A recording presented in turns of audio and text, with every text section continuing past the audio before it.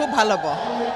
গুৱাহাটীত সকলোতকৈ বেছি আমি ভোট গুৱাহাটীত পাম আৰু মোৰ বিশ্বাস আছে গুৱাহাটীবাসী মোক যিমান ভোট দিছে তাতকৈ হয়তো বেছি দিব, কাৰণ এইবাৰ নৰেন্দ্ৰ মোদীক তৃতীয়বাৰৰ কাৰণে আমি প্ৰধানমন্ত্ৰী আমি কৰিবলৈ ওলাইছোঁ আৰু তেখেতক আমি অসমৰ পৰা বহুত বেছি ভোটত আমি তেখেতক জয় হৈ পেলাই তেখেতক প্ৰধানমন্ত্ৰী বনাবলৈ গৈছোঁ। সেইকাৰণে গুৱাহাটীটো মোৰ প্ৰায়ৰিটি আছে আৰু এইটো সমষ্টি গুৱাহাটী যিহেতু এটা অংশ আছিলে এটা সময়ত, সেইটোও প্ৰায়ৰিটি হিচাপে মই আজি আহিছোঁ আৰু গুৱাহাটীত মই দিনে ৰাতি অলৰেডি আমি কাম আৰম্ভ কৰিছোঁ আৰু মাননীয় হিমন্ত বিশ্ব শৰ্মা নিজে গুৱাহাটীৰে এগৰাকী ব্যক্তি।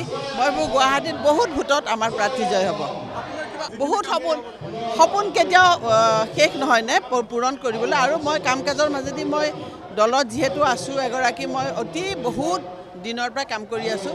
সেইকাৰণে কাম কৰি থাকিম, যিবিলাক সপোন মই পূৰণ কৰিব নোৱাৰিলোঁ সেইখিনিও মই পূৰণ কৰাৰ চেষ্টা কৰিম। মাননীয় মুখ্যমন্ত্ৰীৰ নেতৃত্বত আজি অসম বহুত আগবাঢ়ি গৈছে। তেখেতৰ সহযোগিতাৰে মোৰ যদি কিবা সপোন আছে মই পূৰণ কৰাৰ চেষ্টা কৰিম। খুব ভাল হ'ব।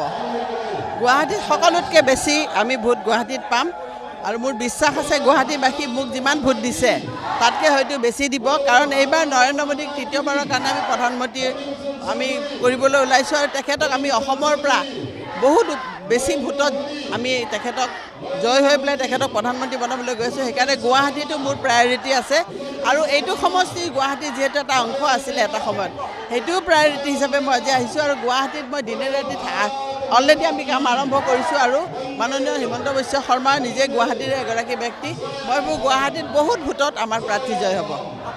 বহুত সপোন কেতিয়াও শেষ নহয়নে পূৰণ কৰিবলৈ, আৰু মই কাম কাজৰ মাজেদি মই দলত যিহেতু আছোঁ এগৰাকী, মই বহুত দিনৰ পৰা কাম কৰি আছোঁ। সেইকাৰণে কাম কৰি থাকিম, যিবিলাক সপোন মই পূৰণ কৰিব নোৱাৰিলোঁ সেইখিনিও মই পূৰণ কৰাৰ চেষ্টা কৰিম। মাননীয় মুখ্যমন্ত্ৰীৰ নেতৃত্বত আজি অসম বহুত আগবাঢ়ি গৈছে। তেখেতৰ সহযোগিতাৰে মোৰ যদি কিবা সপোন আছে মই পূৰণ কৰাৰ চেষ্টা কৰিম।